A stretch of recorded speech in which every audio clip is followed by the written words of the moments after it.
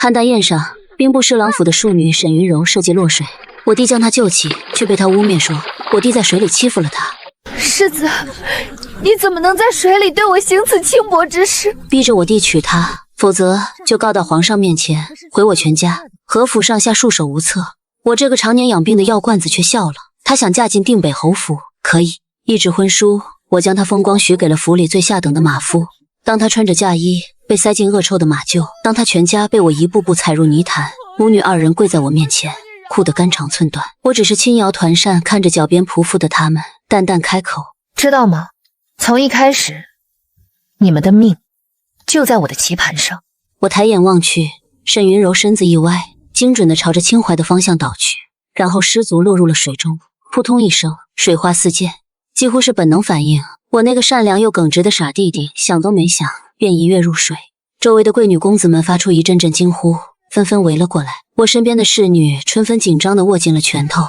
小姐，这……我放下茶杯，慌什么？声音平静无波。看戏。很快，江清淮便抱着浑身湿透的沈云柔上了岸。他将人放在地上，正欲起身，沈云柔却死死地抓住了他的衣袖。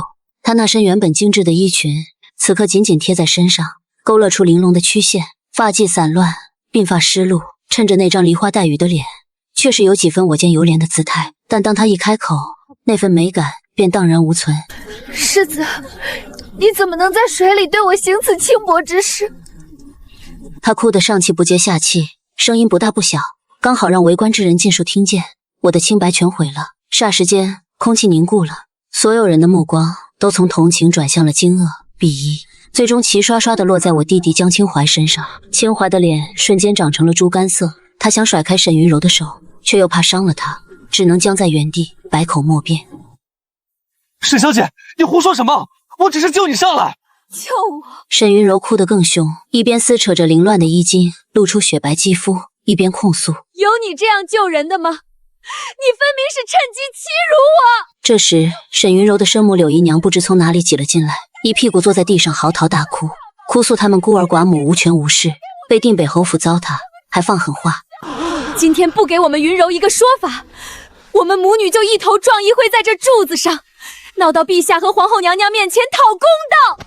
一唱一和，天衣无缝，威胁赤裸裸的威胁。正值我弟弟承袭定北侯爵位的关键时期，若是在皇家宴会上闹出轻薄庶女的丑闻，御史台那帮人定会揪着不放，轻则爵位旁落，重则整个定北侯府都要被扣上一个仗势欺人、家风不正的帽子。周围的议论声像无数根细密的针扎向我那被气得浑身发抖的弟弟。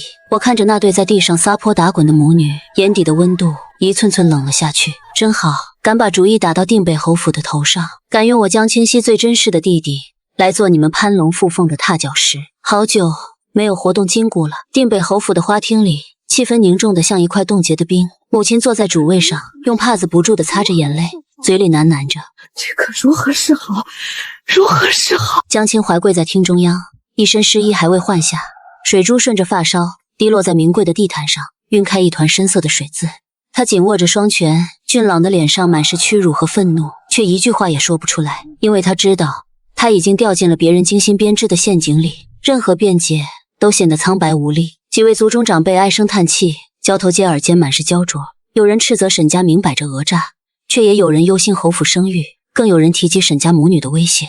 若不娶沈云柔为世子正妃，明日便去宫门口递状纸。有长辈无奈提议，为保住清淮的前程，只能忍气吞声应下这门亲事。糊涂！我没做过，凭什么要我娶那个心机深沉的毒妇？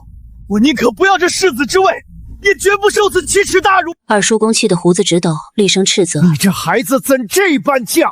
这不是你一个人的事儿，关乎整个侯府的颜面。争吵声、哭泣声、叹息声交织在一起，像一团乱麻，剪不断理还乱。就在这时，一阵轻微的咳嗽声从屏风后传来。我披着一件雪白的斗篷，由春芬扶着，缓缓从内室走了出来。我的脸色苍白的近乎透明，脚步虚浮，仿佛一阵风就能吹倒。整个花厅瞬间安静了下来。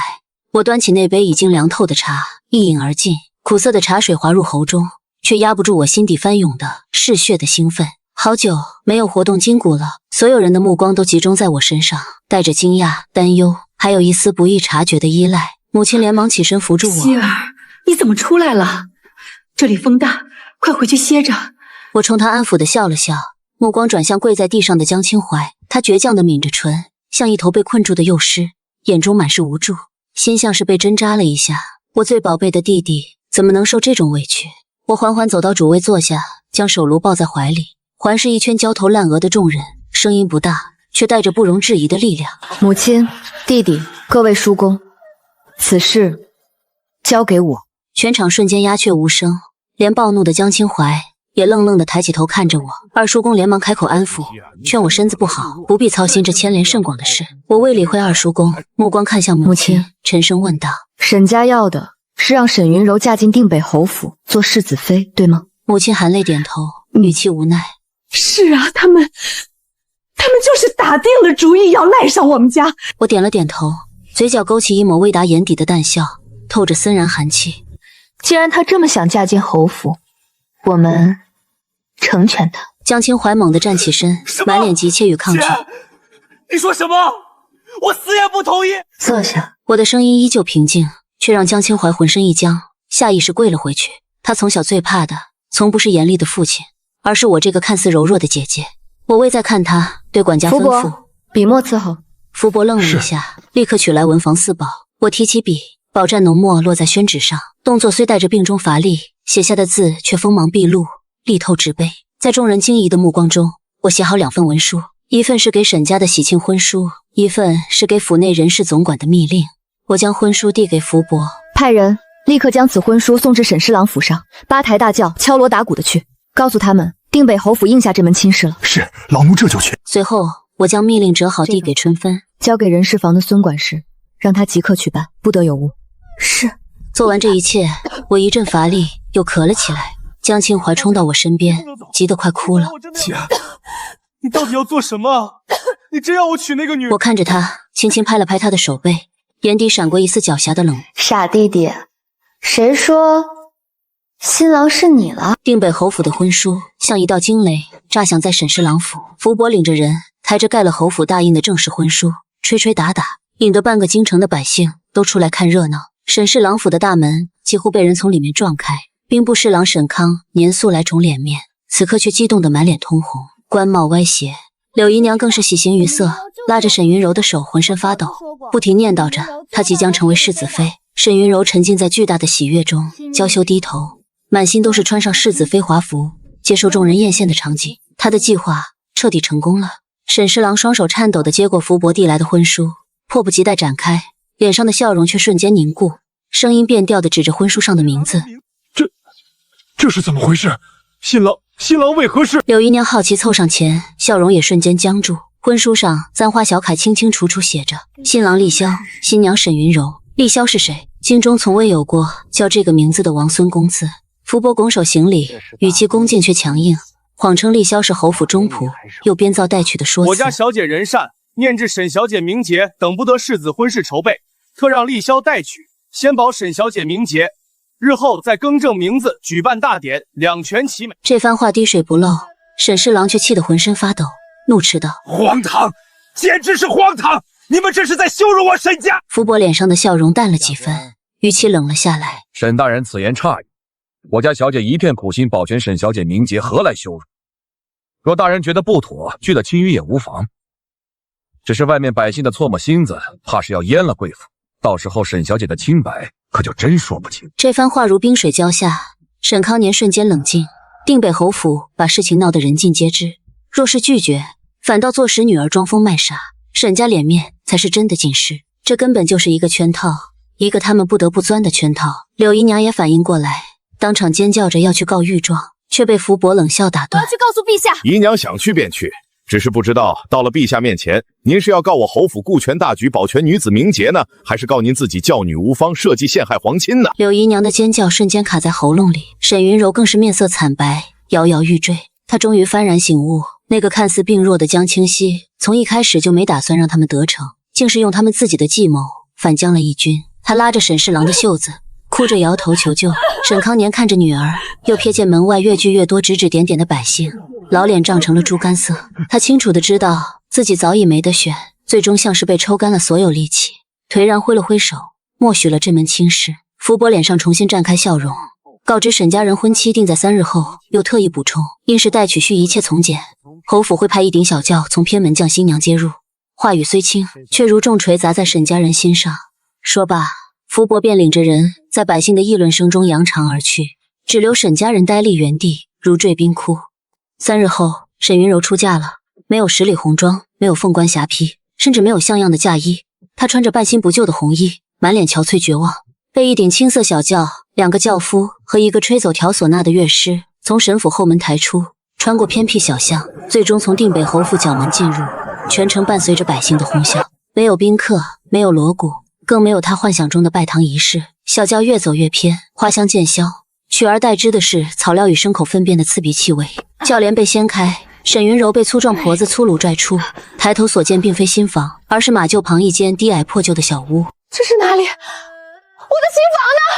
世子爷呢？沈云柔尖利尖叫，满是恐惧。婆子不耐烦地呵斥，指着靠在马厩柱子上抱着草料的黝黑男人，告知他，那便是他的夫君厉萧，侯府最低贱的马夫。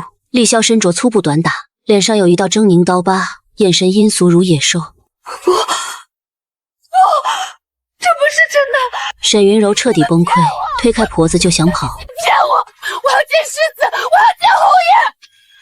我要见侯爷！他刚跑出2步，便被厉萧一把抓住手腕，力道大得像铁钳。厉萧面无表情地看着他。放开我！你这个肮脏的下人！进了我的门就是我的人。你敢碰我！想跑？沈云柔一边挣扎，一边恶毒咒骂。厉萧眼神一冷，抬手便给了他一记耳光。沈云柔摔倒在地，半边脸瞬间红肿，咒骂声也戛然而止。厉萧蹲下身，眼神冰冷的警告：我就是规矩，再敢吵，我就把你和那匹最烈的公金冠杠在一起。这句话让沈云柔如坠冰窟，浑身抖如筛糠，彻底被恐惧淹没。她所有的骄傲、幻想与心机都被这一巴掌和冰冷的威胁砸得粉碎。等待她的只有恶臭的马厩和恶魔般的厉笑。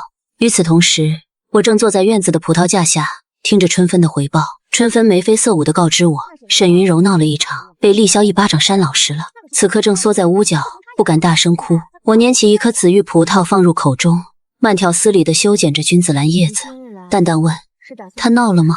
听完春分的回答，我轻笑一声，这才只是个开始。沈云柔想要的侯府生活，我给她了，只愿她能喜欢。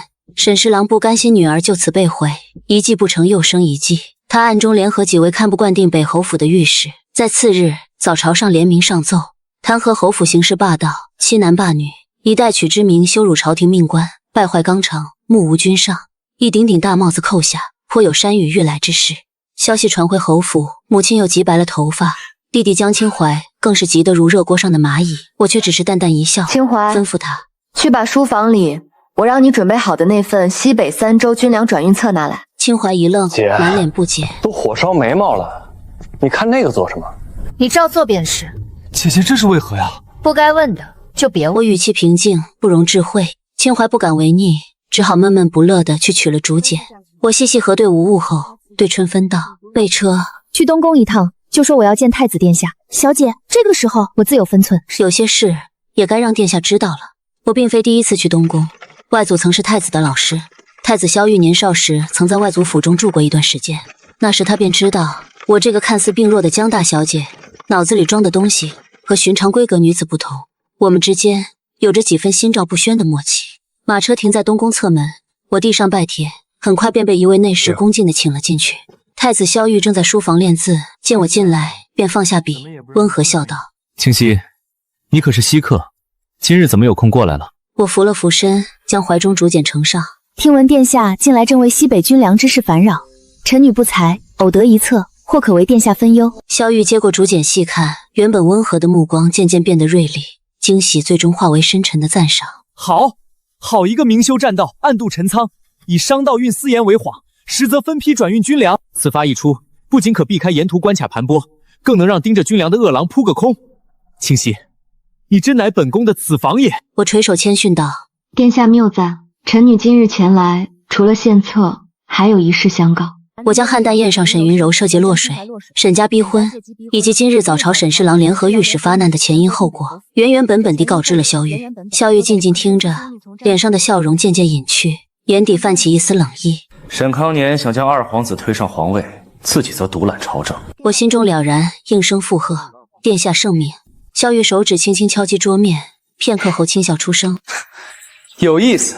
既然他们想玩，本宫就陪他们玩。”说罢，他唤来一名暗卫，低声吩咐了几句，随后他看向我，眼神意味深长：“至于你府上那位待娶的女婿，厉萧是个很有意思的人，你这步棋走得不错。”我心头微动，面上却依旧平静，不过是府里一个粗人罢了。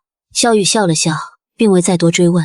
第二日，朝堂之上风云突变。就在那几位御史慷慨陈词弹劾定北侯府之时，太子萧玉亲自上殿，递上一叠厚厚的证据。父皇，儿臣有本奏。他声音沉稳，掷地有声。儿臣查明，兵部侍郎沈康年不仅教女无方，纵容其女败坏皇家宴会风气，更是利用职权与二皇子门下数名官员勾结，贪墨军饷，倒卖兵器，罪大恶极。他转而冷视着那几位面如土色的御史。至于这几位弹劾侯府的御史大人，他们家中可都藏着沈侍郎送去的厚礼啊！证据确凿，人赃并获。龙椅上的皇帝勃然大怒，当场下令将沈康年及一众同党打入天牢，彻查此案。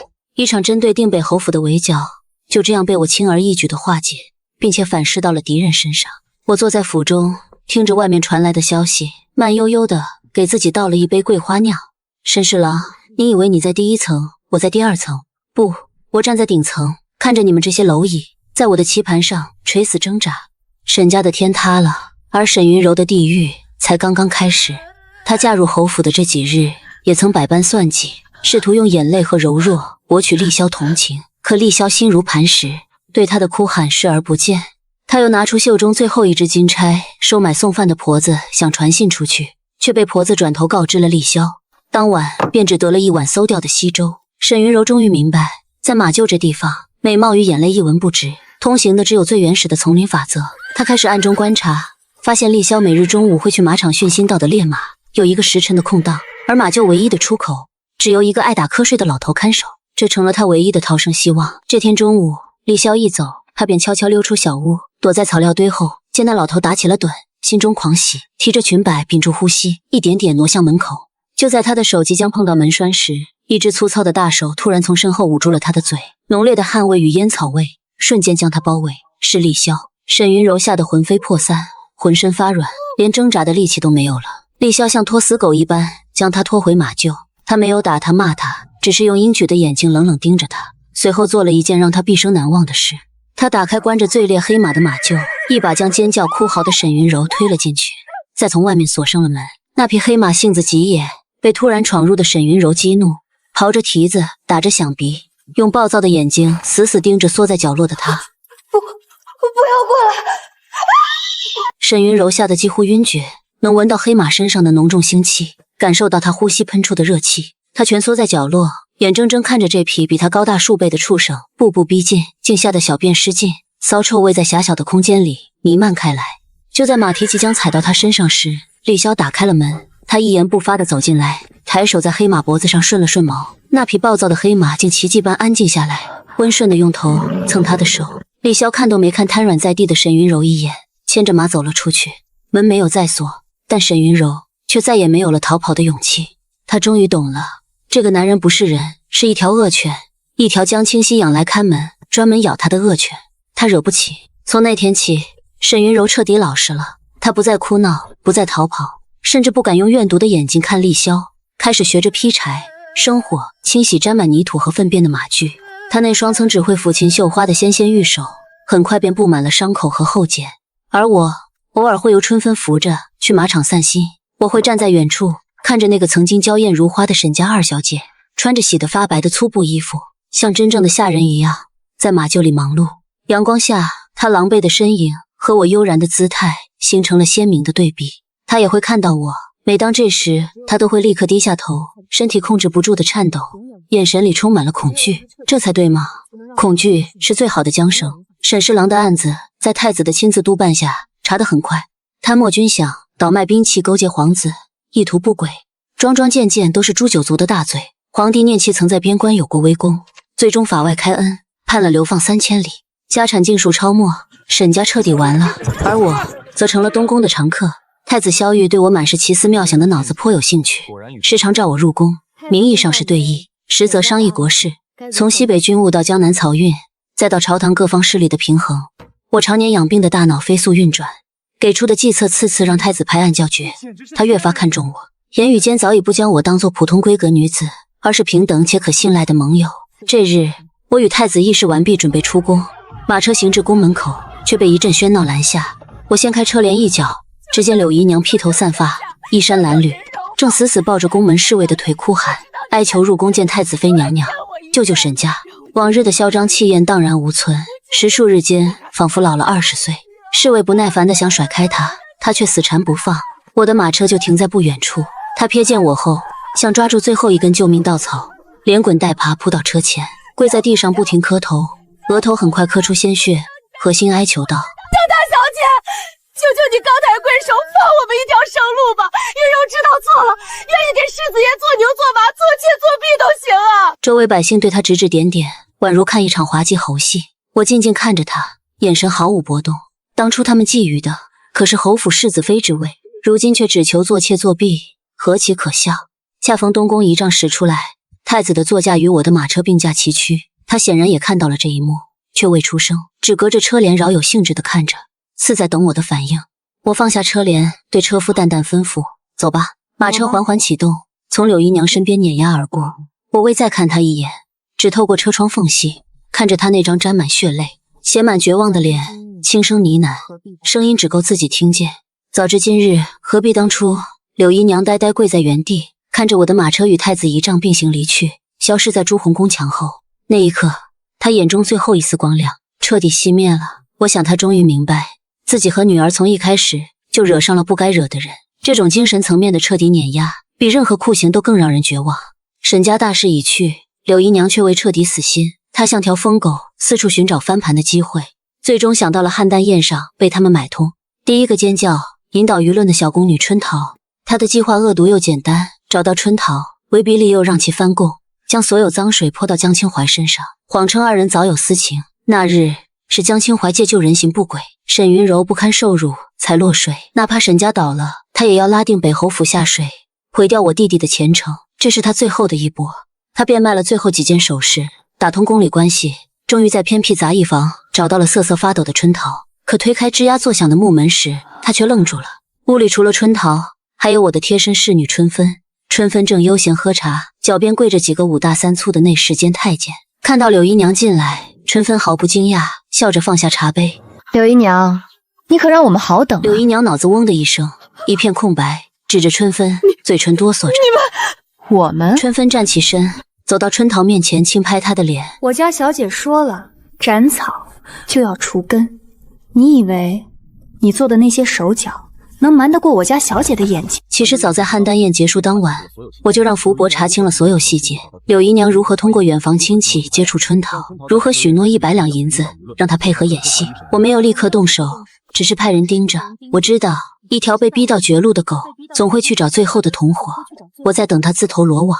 春芬从袖子里拿出写好的供词和一盒印泥，放在春桃面前，厉声道：把柳姨娘如何指使你的，1五1十写清楚，再按下手印。做得好，这100两银子我家小姐替她给了。做得不好，宫里每天都会有几个下落不明的宫女，多你一个不多。你们放开我，放开我！春桃早已吓得面无人色，颤抖着手写下供词，按下血红手印。春芬又从春桃枕头下搜出柳姨娘给的未兑换的银票，物证、人证俱在。柳姨娘看着那份供词和熟悉的银票，双腿一软，瘫倒在地。她心里清楚，一切都完了。春芬将供词和银票小心收好，居高临下的看着柳姨娘，眼神里满是怜悯，像在看一个跳梁小丑，轻声问道：柳姨娘，现在人证物证都在我手里了，你说我家小姐会用它来做什么呢？是直接告上大理寺，给沈家添一笔构陷皇亲的罪名，还是送到宫里，让皇帝看看沈家的胆大包天？又或者还有更好玩的游戏？柳姨娘的脸上只剩下死灰般的绝望。沈侍郎的案子尘埃落定，被判流放岭南3000里，即日启程。柳姨娘作为罪臣家眷，失去了最后的庇护，被从沈府赶了出来，变得无家可归。她和沈云柔彻底走投无路了。这日，我正在府中与弟弟下棋，就听下人来报，说柳姨娘和沈云柔正披头散发地跪在侯府门前，磕头请罪。江清怀捏着棋子的手一顿，脸上闪过一丝厌恶。姐，赶他们走！我不想再看到这两个恶心的女人。我落下一子，截断了他的大龙，微笑道：“一出好戏总要有始要终，让他们进来。”姐，江清怀满脸抗拒，听话。我语气平淡，却带着不容违逆的力量。江清怀只好闷闷不乐地闭上了嘴。柳姨娘和沈云柔被下人像拖死狗一样请了进来，但不是在待客的花厅，而是在堆放杂物的下人房。两人浑身脏污，散发着一股酸臭味，尤其是沈云柔，她那张曾经娇俏的脸，此刻布满了憔悴和麻木，手上的冻疮和老茧比府里干了20年粗活的婆子还多。他们一看到我，便立刻扑了上来，跪在地上咚咚磕头。柳姨娘涕泗横流，一边掌作自己，一边哀求：“江大小姐，是我们猪油蒙了心，求您大人有大量，饶了我们吧！”沈云柔也哭得泣不成声，抬眼看向江清怀，苦苦哀求：“世子，云柔知道错了，只求能留在您身边，端茶倒水，做牛做马就好。”江清怀被他看得一阵反胃，别过头去，一言不发。我坐在上首，静静看着他们表演，如同看两只濒死的蝼蚁做最后的挣扎。等他们哭够磕够，我才慢悠悠地从袖子里拿出那份春桃画押的供词，轻飘飘地扔在他们面前。柳姨娘看到供词，哭声戛然而止，浑身抖得如同风中落叶。沈云柔也看清了上面的内容，眼中最后的希望之火瞬间熄灭。铁证如山，他们终于明白，自己的命运从始至终都捏在眼前这个病弱女子的手里。他们以为自己在算计别人，却不过是别人棋盘上的一颗弃子。这种认知比任何惩罚都更让他们绝望。我看着他们面无人色的样子，满意的笑了。下人房里死一般的寂静，柳姨娘和沈云柔像两尊被抽走了魂魄的泥塑，瘫跪在地上，连呼吸都忘了。那份供词就是压垮他们的最后一根稻草。我端起春分递来的热茶，轻轻吹了吹，享受着这胜利的甜美空气，轻声开口打破沉默：“很意外吗？”他们俩身体一颤，惊恐地抬起头看着我。我笑了笑，那笑容在他们眼中却比魔鬼还可怕。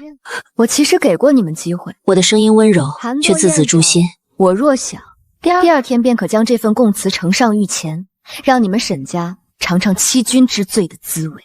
我没有，我让你们的女儿嫁给马夫，给了他侯府仆妇的身份。若你们安分守己，沈康年未必会倒得这么快，未必会落得流放的下场。可是你们太贪心了。我目光扫过沈云柔麻木的脸。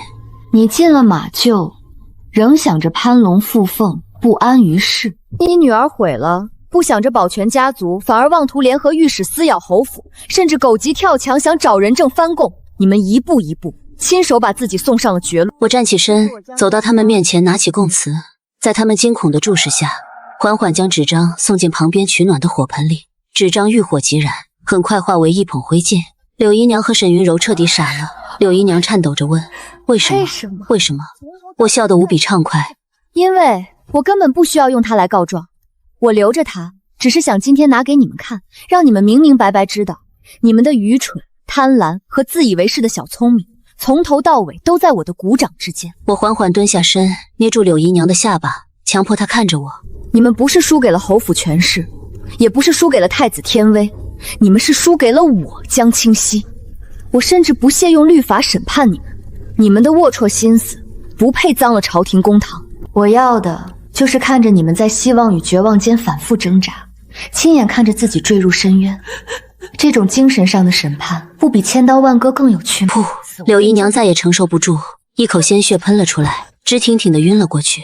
沈云柔则双目失神，口中喃喃着魔鬼，你是魔鬼，嘴角流下咸水，竟是直接被吓疯了。我站起身，用帕子嫌恶地擦了擦手，沉声吩咐拖出去，永不许再踏入侯府半步。对敌人的仁慈，就是对自己的残忍。我从不信奉这句话，因为我的敌人根本不配得到我的仁慈，他们只配得到最彻底的、与所作所为相匹配的报应。沈家被抄了，满门家眷，死的死，卖的卖。柳姨娘被送回沈家乡下祖宅，由族人看管，实则囚禁，后半生只能在族人的鄙夷中青灯古佛，悔恨终生。而疯掉的沈云柔下场更为凄惨，她是厉霄之妻，名义上是侯府仆妇，躲过了被变卖为奴的命运。可厉霄却要走了，他似乎接到了新的任务，临走前来向我辞行。我看着这个脸上带刀疤、眼神锐利如鹰的男人，淡淡问道：“你的妻子，你打算如何处置？”厉潇咧嘴一笑，刀疤显得愈发狰狞。小姐放心，已经处理干净了。后来我才听春芬说起，厉潇离开前一晚，用草绳牵着痴傻的沈云柔去了京城最混乱的人牙子市场，没要钱，只对人牙子说：“这婆娘赏你了。”随后他用换来的几两碎银喝了顿散伙酒，从此消失在京城。沈云柔的最终下场无人知晓，也无人关心。她像一粒尘埃，被风吹起，又无声无息落下，再也激不起半点波澜。与他们的凄惨形成鲜明对比的是定北侯府的喜事。经此一事，皇帝对江清怀大为赞赏，认为他有忠勇之风，不为女色所动。一道圣旨下来，江清怀被正式册封为定北侯世子。册封大典那天，侯府宾客迎门，热闹非凡。我站在阁楼上，看着穿着崭新世子朝服的弟弟在庭院中接受众人祝贺，他脸上褪去了少年意气，多了几分沉稳担当。我的病似乎也好了许多，至少今日能站在这里吹吹风了。身后一个温润的声音响起：“清晰的这盘棋下得真是精彩。”我没有回头，淡淡回应：“殿下谬赞了。”册封大典后，江清怀来到我的院子里，他没有说话，只是郑重地对着我行大礼。抬头时，眼中满是幸福与敬畏。“姐，从今往后，弟弟的命就是你的，赴汤蹈火，在所不辞。”我扶起他，欣慰地笑了。经此一役，这头桀骜的幼狮终于学会了收敛爪牙，懂得了敬畏与权谋。我的守护没有白费。太子殿下亲临侯府，名为祝贺，实则是来找我的。我为他理了理衣襟。从此以后，定北侯府与东宫便是一体。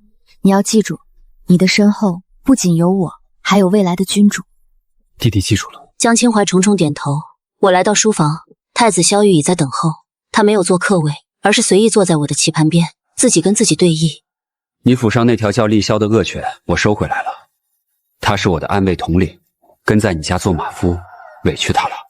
能为殿下办事，是他的荣幸。我平静回应。萧玉抬起头，目光灼灼地看着我。清溪，本宫今日来是想正式邀请你。你的棋局不该只困于这侯府方寸之地，朝堂、天下才是你的棋盘。他站起身走到我面前，深邃的眼眸里映着我的身影。